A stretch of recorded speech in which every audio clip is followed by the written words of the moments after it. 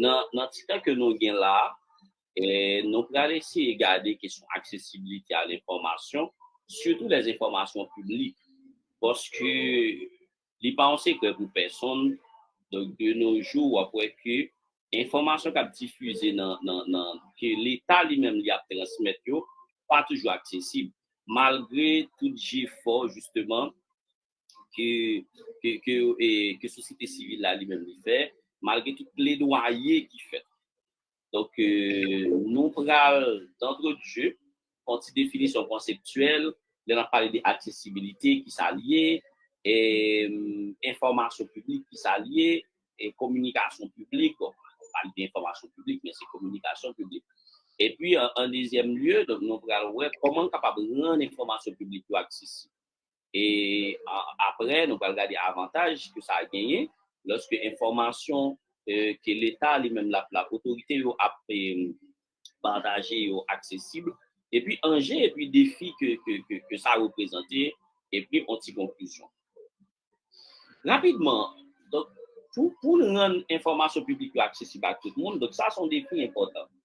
Et j'aimerais dire, malgré plusieurs lois qui existaient, et que ce soit la loi du 13 mars sur l'intégration des personnes handicapées, les deux conventions sur les personnes handicapées, convention sur question qui parlait de accès à l'information pour tout le monde, etc., etc. Mais chaque jour, individus ou des citoyens en quelque sorte, que ce soit ça qui est handicapé ou bien ça qui pas un haut niveau intellectuel, ou bien ça qui, bon, en quelque sorte, qui pas contre lui, ou bien qui a vivre dans l'arrière-pays, ça nous les gens yo pas toujours bien accès avec ensemble d'informations que l'État lui-même l'a diffusé ou bien la partager. Bon, c'est vrai que nous sommes à l'ère de la technologie, mais en quelque sorte, nous avons des contenus qui puissent faire buzz sur les réseaux sociaux. Ce n'est pas toujours contenu informatif. Ok, ce n'est pas toujours des contenus qui baillent des informations. C'est buzz, c'est fake news. D'ailleurs, fake news là, allez plus vite que bonne news là, ou bien bonne information. Hein. Ok, fausse information, allez plus vite. Ouais, même si de manière empirique, nous avons regardé, si on a quartier en bagage de ou là, ou non badge, eh bien, tout quartier a été en connaît. Ouais. Donc, c'est ça le problème. Maintenant, c'est quoi l'accessibilité? L'accessibilité, il désigne capacité d'un environnement, d'un service, d'un produit ou d'une information à être utilisée, compris et approché par le plus grand nombre de personnes, y compris celles ayant des besoins spécifiques, comme les personnes handicapées, etc. Donc, c'est capacité, yon environnement gagné, yon service gagné, yon produit, yon information, pour que tout le monde utilise, tout le monde comprenne, tout le monde approche, et même le monde qui a besoin spécifique. Ça englobe différents domaines tels que accessibilité physique, par exemple, l'accessibilité physique, c'est tout ce qui a trait à l'environnement bâti. Par exemple, cailloux, transport, voirie, etc. Et l'accessibilité numérique, site web, applications et logiciels, etc. Ou encore l'accessibilité cognitive ou sensorielle, par exemple, et des textes capables de facile à lire, à comprendre, aide auditive, etc. Mais ça, on va le développer au plus bas. En résumé, l'accessibilité vise à éliminer les obstacles et garantit que chacun, indépendamment de ses capacités, puisse accéder aux mêmes opportunités et informations. Voilà. Donc, c'est ça. L'accessibilité, c'est comme dit Anne Boileau, ça renvoie à une sorte de citoyenneté universelle. C'est-à-dire que tout le monde a droit à l'information, tout le monde a droit à accéder à partager l'espace public, tout le monde a droit à bénéficier, et comme dit Charles Gardou, à bénéficier de tout ce que la société a de plus noble, de plus prestigieux. Donc, tout le monde doit avoir des possibilités ça. Par exemple, pour aller dans le club, pour aller visiter les sites touristiques, pour aller dans la plage, pour aller dans le restaurant, pour aller à l'église, pour aller à l'école, etc. Maintenant, qui ça information publique? On dit communication publique, mais on dit information publique. Information publique lui-même, englobe ensemble de données, documents, rapports, contenus, produits ou détenus par les autorités publiques. On va parler de information publique, il y a pour données, par exemple statistiques, il y a pour documents, rapports, contenus que autorité étatique produit ou bien yo gain à disposition, que ce soit les autorités étatiques et les communautés locales, ou bien les collectivités locales, ou bien les organismes publics, ok, qui sont mis à disposition et que vous mettez à disposition des populations. Information ça yo capable de concerner divers domaines, par exemple les législations, les politiques publiques, gestion administrative, finances publiques, environnement, santé, etc. Par exemple, on parle de législation, des codes de loi, des décrets, des conventions, des arrêtés, donc ça doit être accessible. Parce que moi-même, quand je parle de l'accessibilité, je ne vais pas parler de bagage en l'air. Il faut qu'il y ait de la matière, il faut qu'il y ait du contenu. Well, on parle de accessibilité à l'information. Donc, l'information publique, c'est qui ça lié? Eh bien, c'est les lois, la législation.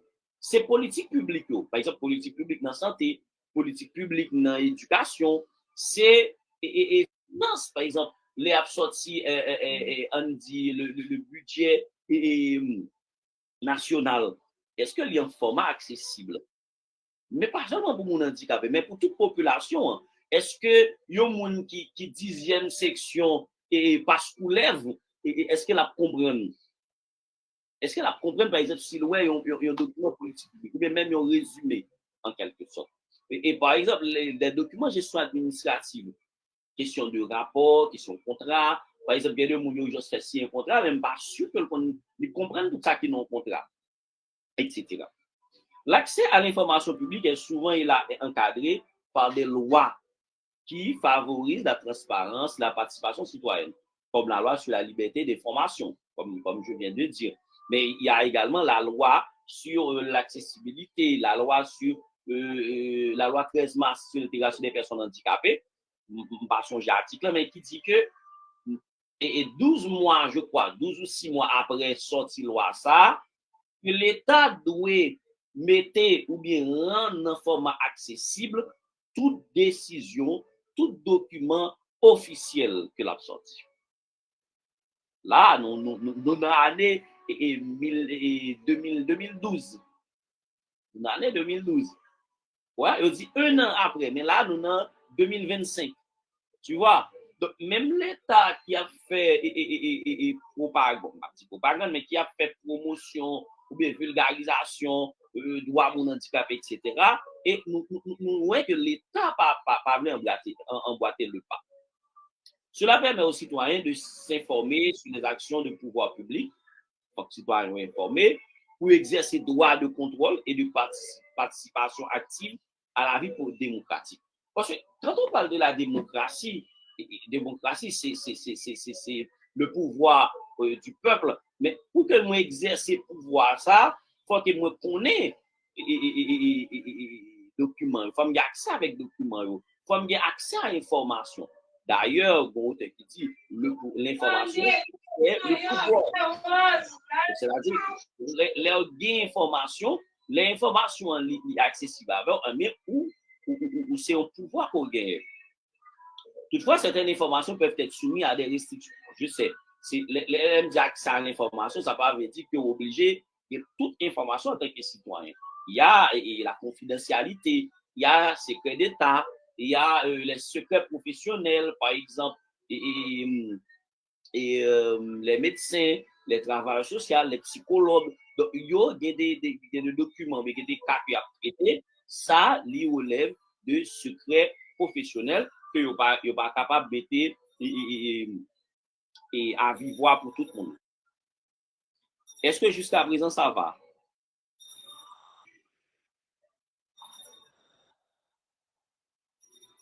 Est-ce que ça va jusqu'à présent? Oui, ça va. Ok, Ça va. super. Maintenant, qui j'aime capable de rendre information publique accessible? Comme qu'à rendre information accessible? La première chose à faire, c'est adapter format information. Parce que l'information, c'est pas quelque chose qui doit être produit isolé par rapport à son destinataire. Donc, leur produit information, hein, beaucoup même dans émission information, non? Leur produit, faut déjà maintenant tout qui est-ce qui publie cible moins. Par exemple, on dit l'État font adresse à la nation et puis par exemple, interprète dans langue signe. Donc, implicitement, il tout dit tout le monde qui studio que nous ne pouvons pas parler avec nous. Donc, ça va concerner nous. Donc, vous n'êtes pas des citoyens en quelque sorte. Parce que ça, sont adresses que m'a fait aux citoyens. On dit que l'État sur son décret, il n'est pas en format braille, ni pas une version audio pour un monde qui non voyant. Pas une version facile à lire pour un monde qui a des déficits intellectuels. Pas une version en créole qui est capable de faciliter au monde peut-être qui va avoir un gros niveau et intellectuel ou bien qui va pas lire du tout. Donc là, déjà, l'adaptation même du format de l'information n'est pas présente. D'abord, en matière d'adaptation, format numérique accessible. Assurez-vous que les informations sur le site web sont compatibles avec les technologies d'assistance comme, par exemple, les lecteurs d'écran.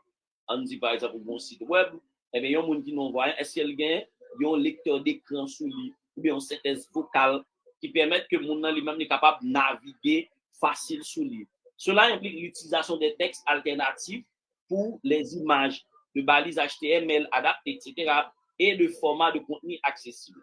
Par exemple, il y a des sites qui non seulement ont possibilité pour lire ça sous site là, par exemple, synthèse vocale, libre possibilité pour agrandir écran et écriture, par exemple, il y a des gens qui malvoyants, et même bonne possibilité tout pour changer couleur interface là.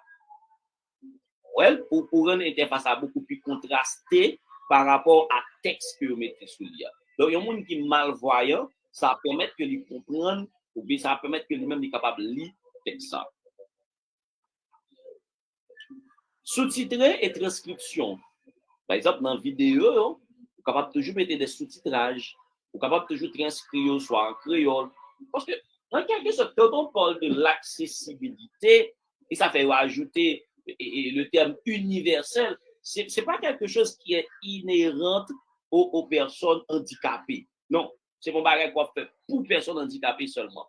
C'est un bagage qui a facilité et son démarche a facilité la vie, fonctionnement, tout le monde, et y compris les personnes handicapées.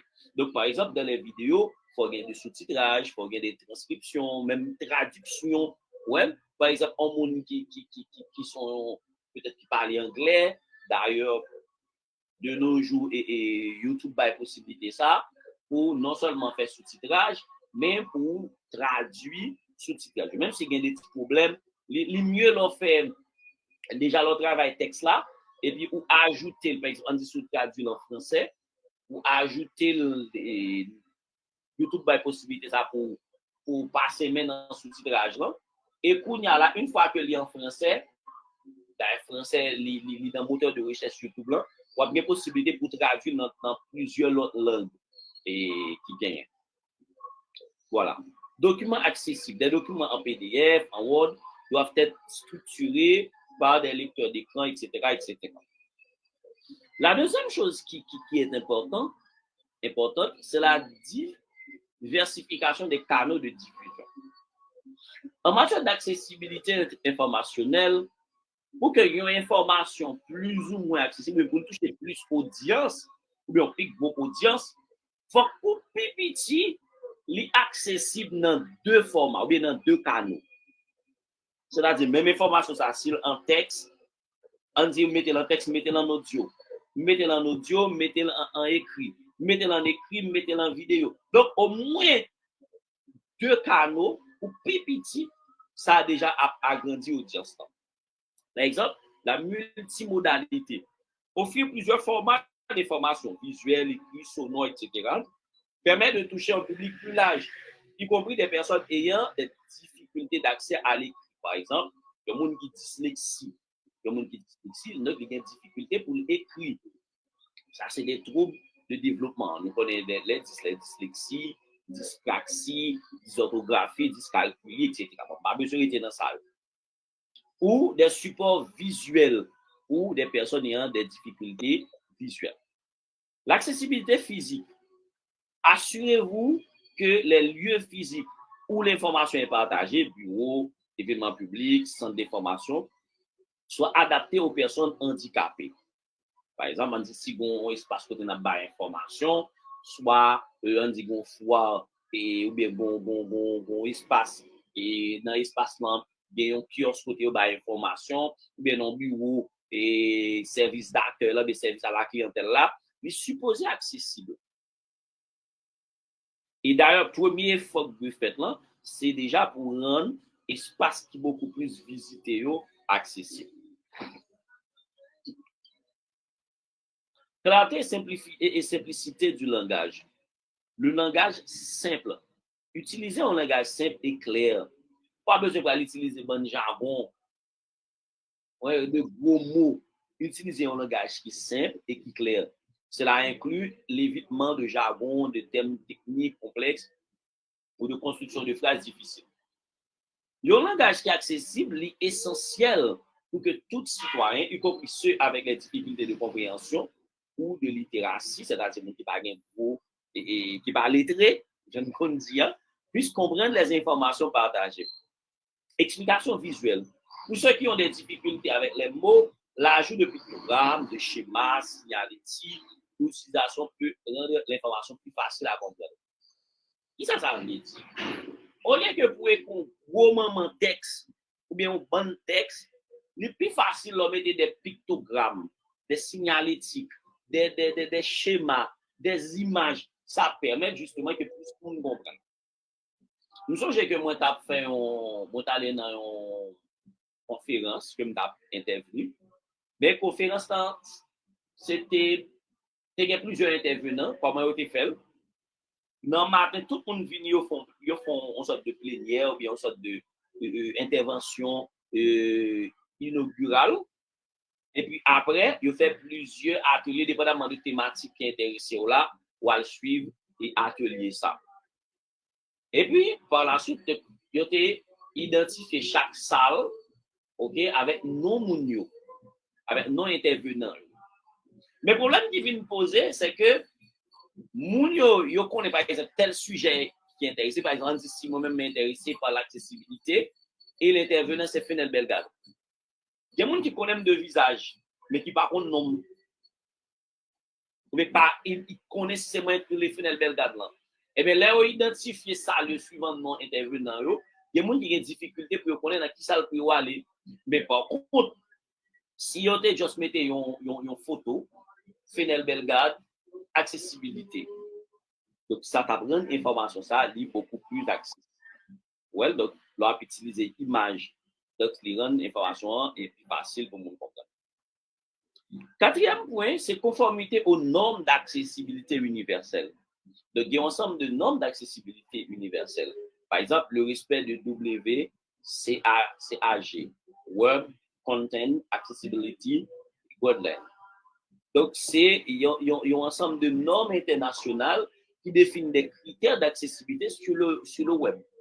Parce que ça qui vient gagner, avec l'arrivée des nouvelles technologies, et même ça va avoir des répercussions en Haïti, on voit de nos jours, en plus l'institution est site web, en plus l'institution sur les réseaux sociaux.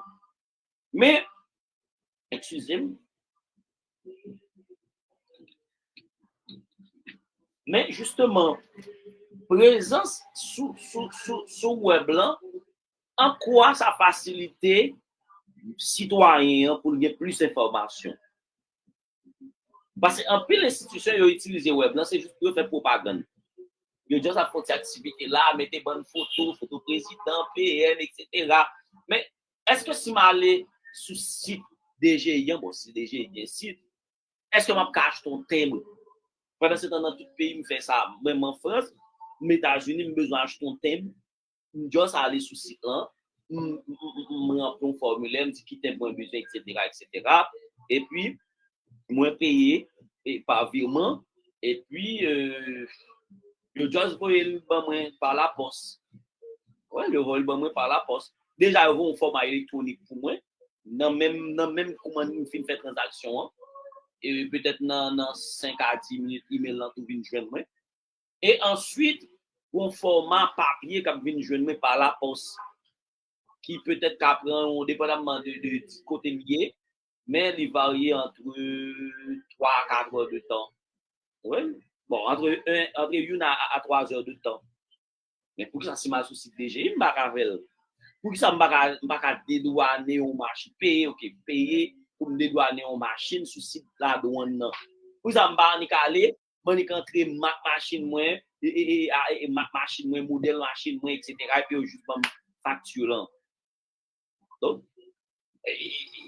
et là que nous avons pour entrer dans la technologie, bon, je sais que dans la société haïtienne, non, mais ça va faciliter les citoyens pour avoir plus d'informations. Implication des personnes concernées. Donc, la meilleure façon de faire l'accessibilité, et bien que ce soit l'accessibilité physique, l'accessibilité à l'information, etc., c'est d'impliquer les communautés concernées, les personnes qui sont concernées. Votre jeune feedback, demander comment ça y est, est-ce qu'il y a information arrivée sur vous, comment vous comprenez. Nous sommes jamais à faire une discussion avec nos amis et les bulletins météorologiques. Ça, c'est un travail de mémoire. Aller dans son micro-trottoir, aller pour nous connaître qui ça moun yo comprendre, par exemple, dans le bulletin, chaque matin, Christnet Saint-Georges a baillé, que ce soit sous Bibali, sous Caraïbes, Bibali, son bonne radio. Est-ce que, on dit par exemple, on dit, nous allons venir dans tel combien de kilomètres heure, et tel nœud, tel ceci, tel cela. Qui ça? Il y a un monde qui m'ont bien couchu, bon, n'en déplaise pas aux gens de mon bien couchu, mais m'a parlé plus par rapport avec le positionnement géographique, ok? Qui ça lui-même la comprendre dans l'information. Donc, c'est collaborer avec les associations spécialisées, que ce soit des associations de personnes handicapées, etc., etc. Donc, c'est impliquer mon yo, feedback yo, consultation yo, et puis travailler avec associations qui permettent de comprendre qui ont qu'à mieux adapter l'information et qui meilleur canal ou capable utiliser pour permettre l'information de joindre monde qui concerne. Formation et sensibilisation, et c'est très important pour nous former personnel, les équipes en charge, former journalistes, pour connaître comment capable de transmettre l'information, former patron média tout pour par exemple yo connaît même gens yo besoin reporter, besoin rédacteur, besoin ceci, besoin cela, faut yo connaît tout yo besoin au moins un interprète. Imaginons des médias bon pas citer non pour pas créer problème, mais il y a des médias qui ont de moyens pour embaucher monde. Ouais, de gros médias. En quoi embaucher un interprète à déranger budget. Pendant ce temps, il y a plein de reporters, il y a plein de rédacteurs, il y a directeur de salle nouvelle, directeur de programmation, directeur de ceci, directeur de cela. Mais il n'y a pas pensé qu'il y a un interprète dans langue signe. Tu vois? Et que on dit souvent qu'il y a un interprète dans langue signe qui travaille dans l'institution, côté que chaque mois, on connaît le bon chèque, chaque mois que le connaît le bon chèque, eh bien, interprète, ça est capable d'utiliser non seulement dans le journal, dans quelques émissions clés, etc. Donc, au moins, on interprète à disposition pour capable d'utiliser suivant disposition ou bien suivant son besoin. Voilà.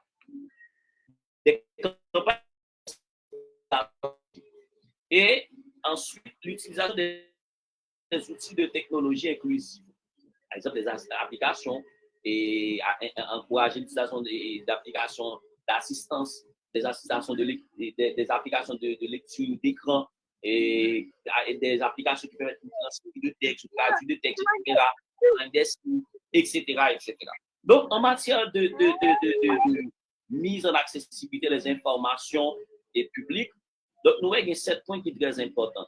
L'adaptation du format de l'information, diversification des canaux de diffusion, clarté et simplicité du langage, conformité aux normes d'accessibilité, implication des personnes concernées, des communautés concernées, et puis formation et sensibilisation.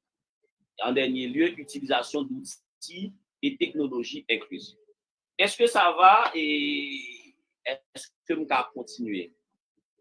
Ou bien est-ce que n'a juste une question, parce que c'est ton dernier point, est-ce que n'a juste une question en dernier net?